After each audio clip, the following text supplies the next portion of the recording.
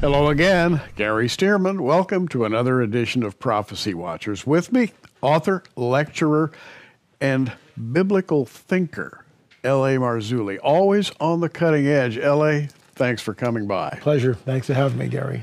L.A. Marzulli, well, let me just start by saying I've got 8 DVDs here, Watchers 1 through 8. A lot of you are familiar with those. I have 7 DVDs here. And let me just, L.A., start by reading the titles on some of these.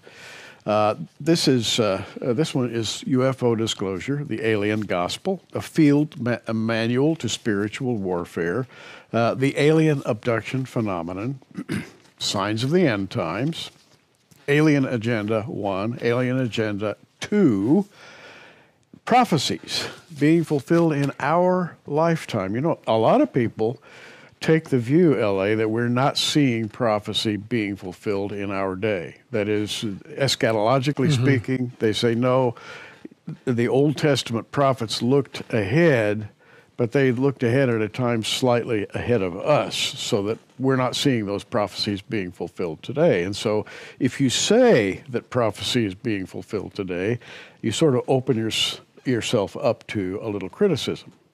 And that's fine, but when we look at what Jesus warns us of, will be signs of the last days, specifically from Matthew 24, wars and rumors of wars, famines, pestilence, earthquakes in diverse places, troublesome times. When we just look at the earthquakes in diverse places, when he writes that 2,000 years ago, there's no way to ascertain if an earthquake happens of 9.0 magnitude outside of Fukushima Prefecture in Japan and you live in Israel, how are you ever going to know that? Well, in the modern age, we watch that and literally at the speed of live through the satellite network. Right. We watch the tsunami come in and destroy and wipe out the Fukushima Prefecture. We see these things in real time. Think of the Ebola virus. Think of the wars and rumors of wars. Think of the prophecy that states Jerusalem would be a burdensome stone. Surely we can look at, no one cared about Jerusalem 150 years ago. Now it's on the front page of every paper almost every single day. There's something about this tension between the Palestinians and Hamas and Hezbollah and the nation of Israel. I believe that prophecy is being fulfilled right under our noses. A mutual friend of ours, Bill Salas, the Psalm 83 war. Certainly when we look at Hezbollah in the north, Hamas in Gaza, now ISIL creeping in from Iraq. Who would have imagined ISIL 4 or 5 years ago? And now in this area, these renegades, these basically thugs are beheading Christians. 250,000 Christians have fled Iraq. And we are looking, in my opinion, I haven't even factored Iran in there yet, with their goal to basically wipe Israel off the map. Yeah. We are looking at Bill Salas's, what I would, point people to that book, the Psalm 83 war, because that's what Israel has to act. And they have to do it soon because they are surrounded by those who pose an existential threat to her. And this is why the prophetic stage is ready to go. It's set and ready to go. Now, let me add to that, because there are some today who would say, if you look for signs in the heavens, you're doing something that's really not condoned. It's not quite legal to look for signs in the heavens because you might misinterpret what you see. And that would include the sun, moon, stars, and, may I say, mysterious lights that appear and disappear. And since, really since 1897, for those who have studied the phenomenon, and then in particular since 1948, there is a phenomenon. And I'm going to read the title again on one of L.A.'s DVDs. By the way, these are all L.A. speaking to audiences, and he has a style that's inimitable. It is free-swinging, it's entertaining, but absolutely packed with biblical knowledge. The title on this one, UFO Disclosure, the Alien Gospel. Now, some would say, does that have any place in church at all? The alien gospel? Really, L.A.? Come on, is there an alien gospel? Oh, there is, and we see it promulgated by people like Richard Dawkins, one of the premier evolutionists of the 20th, 21st century. He sits down with Ben Stein in what I would now consider a classic film, Expelled, No Intelligence Allowed. Stein asked Dawkins, where did this first self-replicating molecule come from? Dawkins fidgets in his chair and says, well, no one really knows.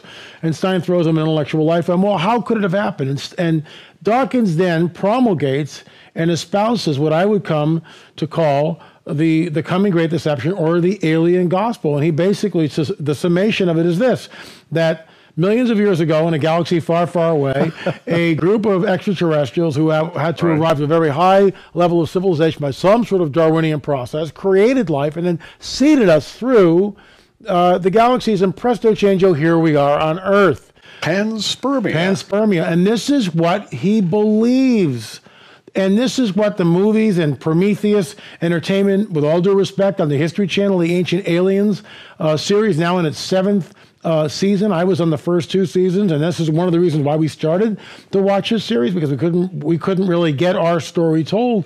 They have an agenda, and it's the ancient astronaut theorist. This all hinges on the Darwinian paradigm, and Christians need to understand what's at stake here.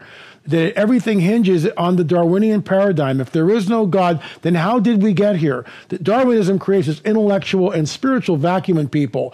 And that's why the movie Prometheus several years ago, this rich industrialist goes out in space to find his creator. That's what he's looking for. Well, we know who our creator is. All we need to do is read the Gospel of John. All things were made by him. It's talking about Jesus.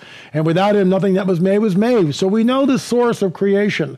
And, you know, people, that's a silly story. It's mythos. Well, but what about the mythos of Dawkins, who says millions of years ago in a galaxy far, far away, a race? He's just making this stuff up. And he doesn't know. He's tacitly admitting that there are aliens traveling around out there, Sure. and they are seeding the galaxy with their seed, which brings me to a biblical theme. The Bible begins with the story of the seed of the woman and the seed of the Redeemer, and all about the birth of the Lord Jesus Christ. And we have the battle of Satan's seed versus the seed of the woman being one of the major Bible themes. And you're talking about seed from the secular point of view. They believe in panspermia, that somebody out there in the galaxy flung some seed into the universe. Here we are. It landed on planet Earth and it sprouted up. And wow, you really have to have faith to believe that. But this is what's at stake. We are in a culture war, and Christians need to begin to push back. And there are some of those, with all due respect, who would muzzle any type of dialogue and just sit in the 4 walls of a church and hunker down and not address this stuff. We have the answers because we have the Bible, and we believe that it's the Word of God. And why would Jesus warn us that men would faint from fear from what is coming upon the earth? What could that possibly mean? It's coming upon the earth from outside the Earth's atmosphere. Could it be a UFO? Could it be a mile-wide mothership? Could it be a comet? Could it be a huge solar flare? What is it? Why would Jesus warn us that even the elect would be deceived if that were possible? Yeah. Why would he, and all the things he could, why not just tell us, and in the end days, your mortgages will be paid and everyone will drive the car of their dreams? That's not what he says. He says the elect would be deceived if that were possible. And then Paul, and you've heard me talk about this ad nauseum, Paul tag teams onto that and basically says, look, Satan, the fallen cherub, is going to come with all signs and lying wonders. When we put those in a cosmic blender and mix them all up, guess what? Welcome to 2014 going into 2015. And Satan, we're here. Just happens to be the prince of the power of the air, which means that all those weird things you see floating around up there in the air that people talk about now, and they're being reported in the hundreds as we speak. Actually, the thousands. You're right. Yeah. And it used to be maybe 20 or 30 a month, and now it's exponential. And we're seeing an exponential rise in UFO sightings, and people try to brush that undercover because nobody wants to talk about that. That is not real stuff. That's just kind of somebody's imagination. No, it's not. The Bible actually talked about the prince of the power of the air and the principalities, the powers, the rulers of darkness in heavenly places, etc. And so you're going out with that message. Absolutely. And, you know, what's interesting is when you have someone from one of the G8 nations, Paul Hellyer, the former defense minister of the Canadian government, go on the record and state, and in a very, you know, non-emotional way, just state emphatically that UFOs are as real as the airplanes flying overhead. Now, a modicum of research into the phenomena will show that it is real, it is burgeoning, and not going away. And the church needs to wake up and get off the anti-supernatural bandwagon and begin to look at some of these things. Remember, we're the people that believe in the virgin birth, talking donkeys, floating axe heads, Indeed. 2 gold coins that appear out of fish's mouth, staff which turns into serpents, rocks that gush water that can quench the thirst of millions of people. We believe in miracles. We believe in miracles. Where does it say that somehow all the supernatural stuff has stopped? In fact, it doesn't do that. Paul admonishes us and warns us that in the latter days, Satan will come with all signs and lying wonders. And so we're here. In other words, Christians should be talking about these things because they are prophesied. But the interpretation of the Bible has been a supernatural, shall we say, to coin a word. Mm-hmm.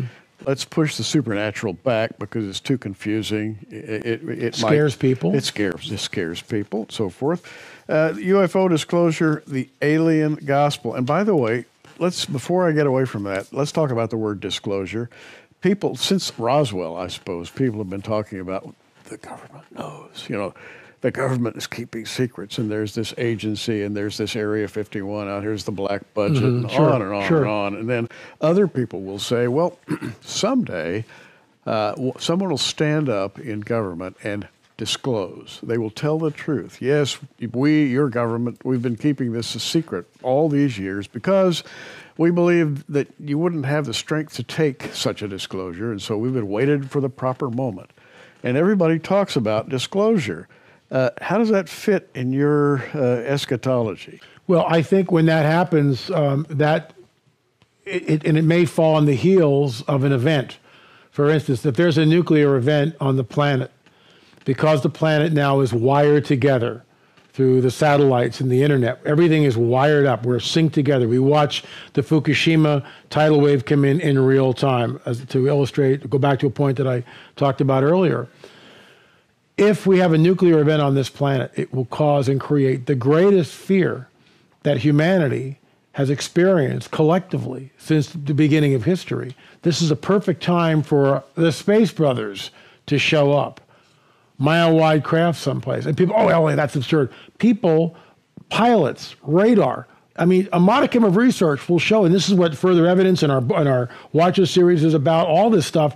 It's not pie in the sky. We actually have real physical, evidence and film and all this other, hardcore scientific data that shows something is happening. You get a mile-wide craft showing up, all bets are off. Unless a person knows what they're looking at, a priori, before the event happens, they can so easily be deceived. And that calls back, in my mind, the words of Jesus, who tells us, warns us, that even the elect would be deceived if that were possible. So what is coming is unprecedented.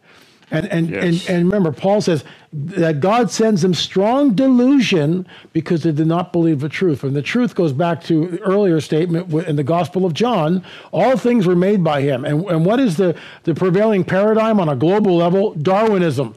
So that the world has turned away from the truth being that he, the Most High God, created everything through his son, Yeshua, Jesus.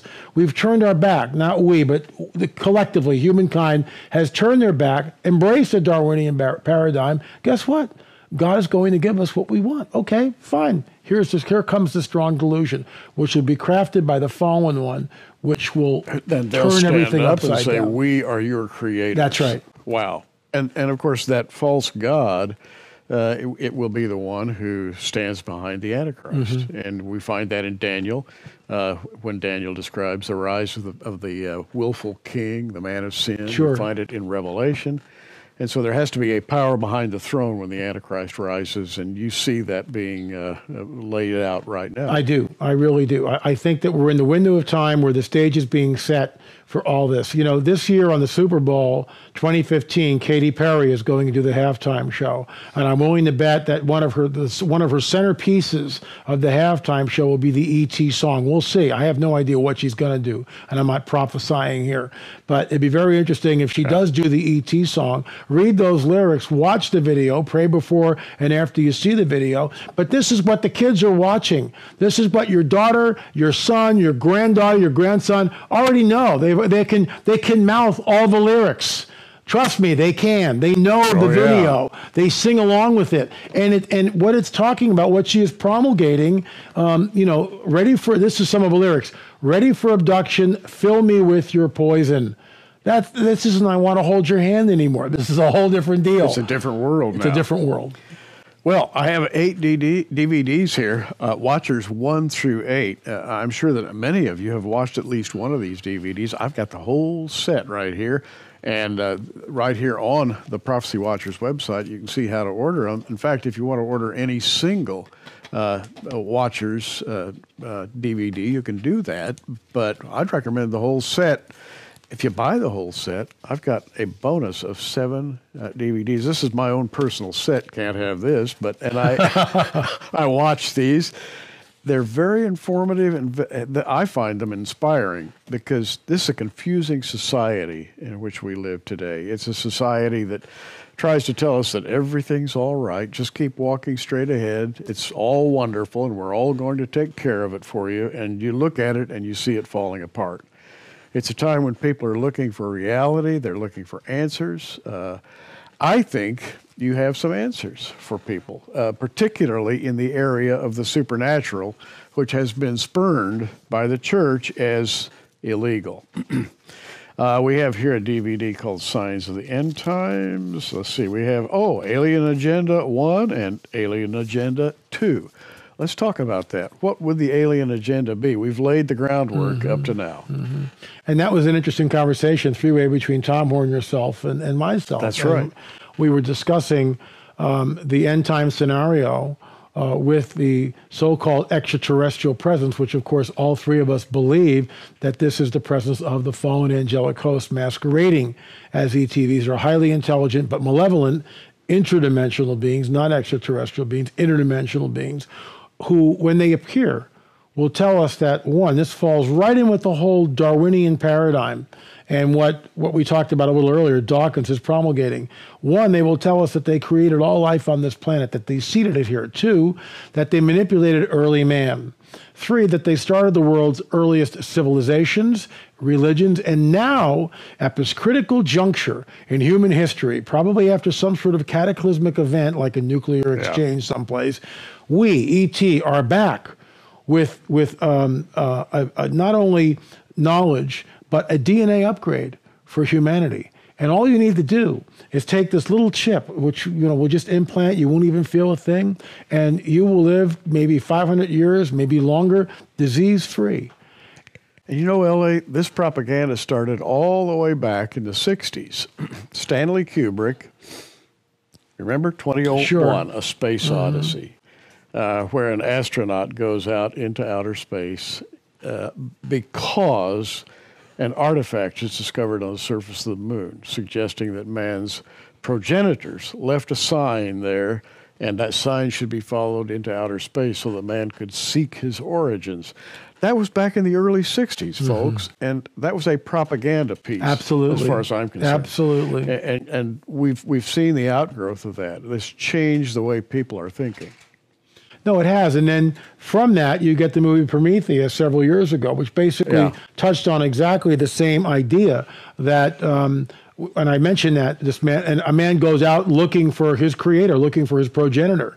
And Prometheus, the movie, that's what it's promulgating. Yeah. And this all hinges on Darwinism. What it does is it steers the viewer away from the biblical narrative and points out there to the source of life on planet Earth. And when we think about the complex, the Bible tells us very simply that we were made in the image and likeness of God. And when we look at the complexity of the human being and how all these systems work independently of each other, just one system, we look at the circulatory system and the miracle of the heart. How does the heart develop by itself? I mean, and show me one transitory animal. They always show this sort of a chimpanzee walking almost upright, and then poof, he's there. I mean, it's the biggest bunch of horsebucky. There is no transitory animal. Man is there, and they, no matter what they find, one tooth. Well, it must look like this, and they draw some ape man or something and try to tell us that this is what we look like. They don't have a clue, and we know. Watson and Crick discovered this. We know from the DNA that the oxyribonucleic acid, the double helix of life, that This is a complex message system which creates everything according to its own kind. Hummingbirds beget hummingbirds, humpback whales beget humpback whales. And men and women produce children who are men, not chimeras, not satires, not anything else. Now, you can go in there and mess with the DNA, which is what's happening now, the whole transhumanism idea, which is now coming. And who would have imagined that 50 or 60 years ago? So DNA is the building blocks of life. It's miraculous. And the co-discoverer of a crick was a vexed man. Because when you look at this, you realize that no matter how many billions of years of just chance and prebiotic sop that you got, there's no way this thing is just going to evolve. And Francis Crick later wrote a book in which he said DNA could not have evolved. Therefore, let me propose an explanation. And it's those guys out there. Those guys it's the out whole there. panspermia thing. There have to be superior races Yes. who visited Earth in one way or another and brought their seed to us, which brings me to the Bible. Daniel the prophet. If anybody has authority, if ever a prophet had authority, it was Daniel.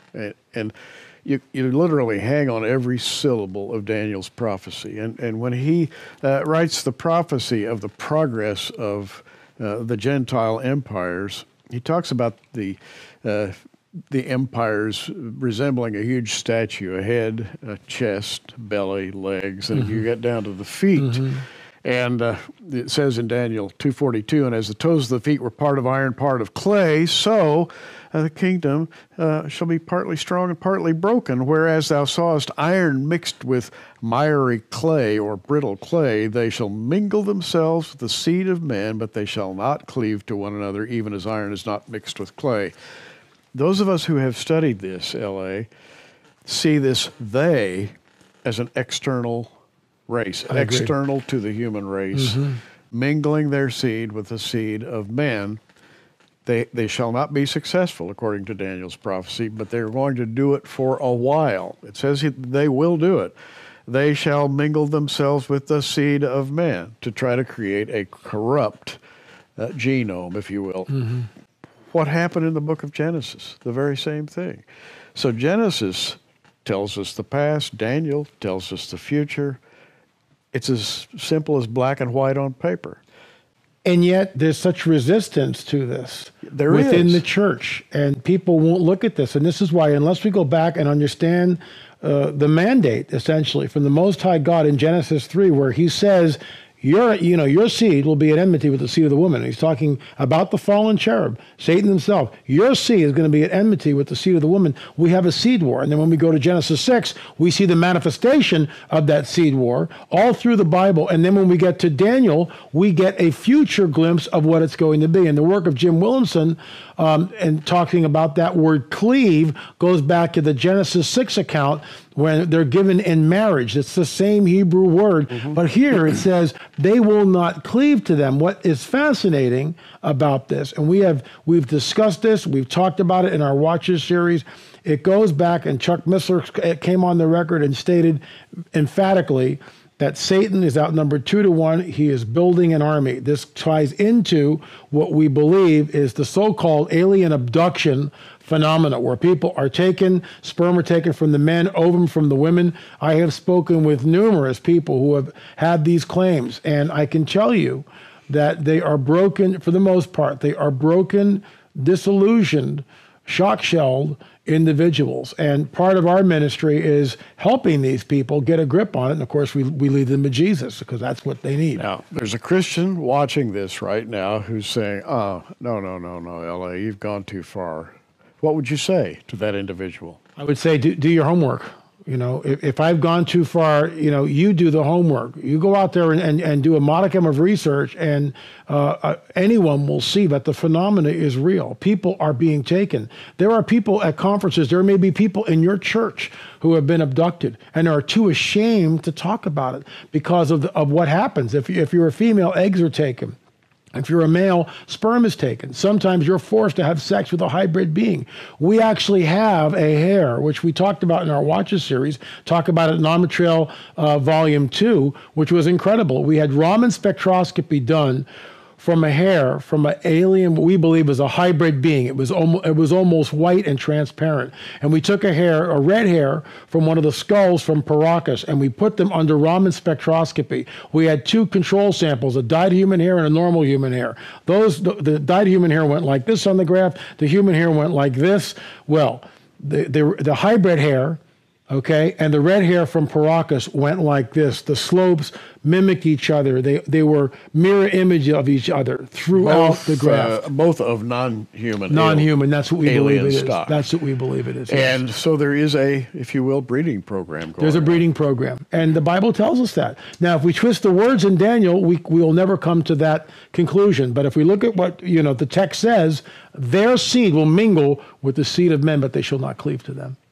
Hard to believe, and yet that's the era in which we live. We read about cattle mutilations all the time. Sure. And it seems to me they're harvesting something. They are harvesting from our prize livestock. Some ranchers have gone broke because so many of their cattle have been taken. Absolutely. And but various select portions of the animals are taken, suggesting to me that they're using parts of these animals to synthesize something, a creature or creatures that they will later use in attempting to infiltrate us. Sounds like sci-fi, but when you read the Bible, it's there, L.A. No, it is, and that's why we tenaciously hold to the Word of God in a literal way, and that's why we're out here doing what we're doing, not only warning people about the prophecies, but then giving real hardcore physical evidence that this stuff is going on. Watchers 8. Very authoritative documentary of just what you're talking about. And a picture's worth 1,000 words, a DVD is worth 1,000,000 words. You've said it. You've given the story. You feel called to deliver this message, which you consider to be a Christian message for the latter days. Absolutely. Most definitely. We talk about things sometimes that are not condoned in classical theology.